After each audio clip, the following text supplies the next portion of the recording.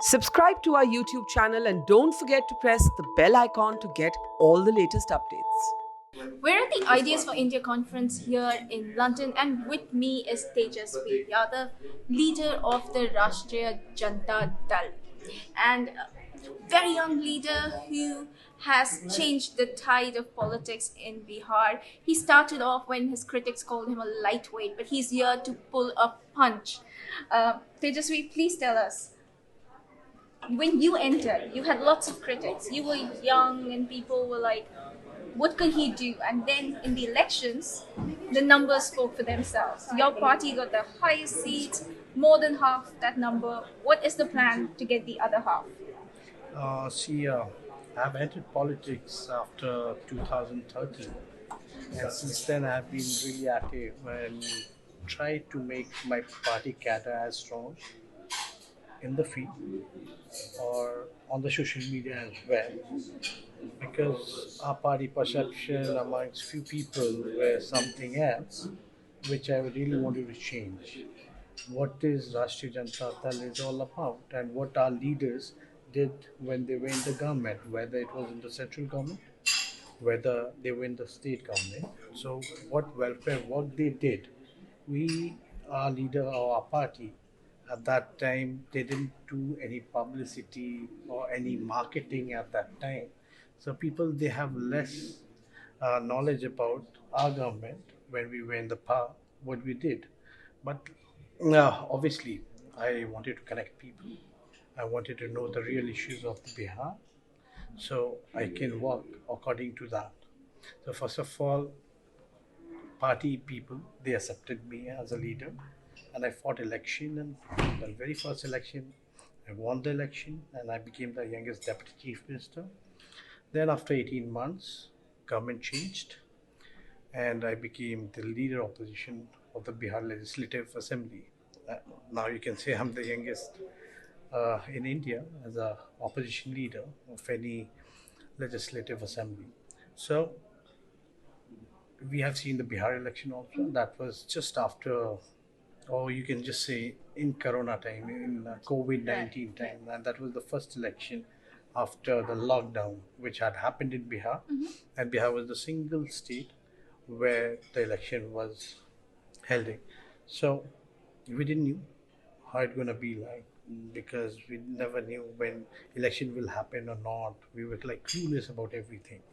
So Bihar election was something unique, and we fought on our real issues like unemployment, because Bihar is the center of unemployment, and Bihar is the youngest state in our country, and people over there they migrate for Yeah. for jobs, for health, for their uh, employment, because in Bihar you see there's no factories, we don't generate any jobs, we have issues, this drought is there is a flood is there, nothing, all the farmers they're unhappy, they're not getting a good rate of the Yeah.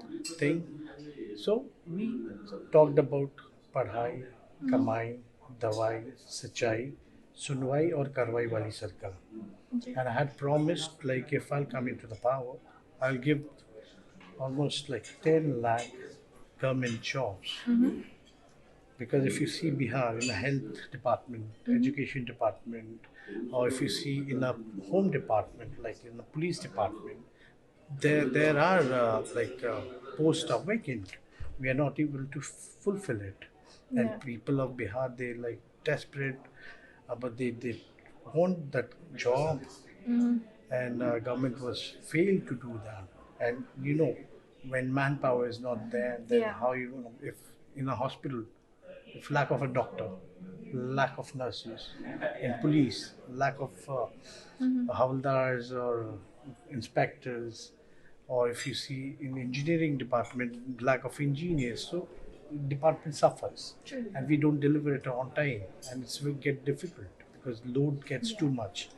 So we raise the real issues, and people of Bihar, they, apart from religion or their caste, they came and they supported me, and we were the single largest party.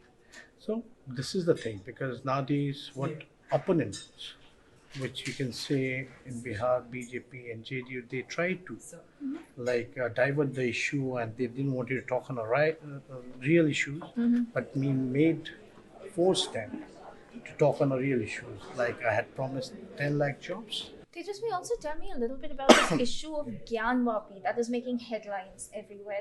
There's a lot of controversy happening in India about that. What are your views on? So these are not real issues. You don't think they're real issues? They want to at all? divert Yeah. the agenda. They want to make their own agenda because they know the government. They failed to deliver what they had promised and why the people they have voted for us. So they want to colonize the society. In India, there's so many of diversities. That's the beauty of our country. And these things, they've been manipulating people. They want people to talk about Hindu, Muslim, Mandir, Masjid, Pakistan, Kashmir. But they won't talk on पढ़ाई, दवाई, कमाई, सिंचाई, रोजगार की बात नहीं, महंगाई की बात नहीं. क्या हुआ हमारे देश में? ये काम जो हो वो बता दो. But they will never talk on this. So they gonna time to time they're gonna bring this kind of a agenda, issues where people total focus should be diverted from the real issues to on this. They want to play on RSS agenda. As you can say, Baba's Govalkar bunch of thoughts. So they want to, obviously, they will not talk about any development work. Today, railways, Air India, ONGC, or BSNL, everything is being like privatized. Only few people are running the country. So they will not talk about the poverty, unemployment. They will just bring this topic. This is why the scene in India, politically or socially, all the opposition parties should get united and fight with these communist forces. And we should hit on the roads. And do you see that happening with the opposition parties coming together, having some sort of a leadership? People are talking, people are communicating. Like over here also, several parties are here. Like TMC is there, NCP is there, Left is there, Congress is there, RJD is there. So people are communicating, but we have to come and get an idea, or get a strategy, how we're going to tackle it. So is this alliance, a lot of people are saying the UPA alliance is disintegrating. Do you think that's happening, or is it still strong enough to stand what do you think together? about NDA? They've been losing their allies. But that doesn't equate. What But does why the are they stand with losing UPA? their allies? There must be something. Winning election or losing election is not the just thing. Do you think it's the ideology? They're harming, they're attacking on our constitution, on democracy, free speech. So that's a worrying part. It's not just about the elections, it's far more than that. Good point. You say it's not about elections; it's about governing the country. Your offices have had CBI strikes today. What do you think prompted that? Is it because you're so vocal and bringing out these lots of issues that you're saying that the government is not paying attention? If you're going to speak, the CBI ED going to work like a party cell. And this is not for the first time.